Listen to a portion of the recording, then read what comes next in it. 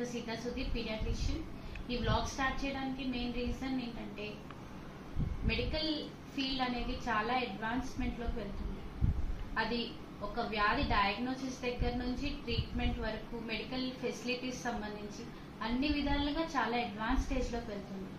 కానీ జనరల్ పబ్లిక్కి రోగాల గురించి కానీ చిన్న చిన్న డౌట్స్ పరంగా కానీ చాలా గ్యాప్ అనేది వస్తుంది. అంటే ఎంతవరకు వైద్యులకి తెలుసు, ఎంతవరకు జనరల్ పబ్లిక్కి తెలుసు అనే దానికి ఆ గ్యాప్ అనేది ఎక్కువగా గమనిస్తున్నాం.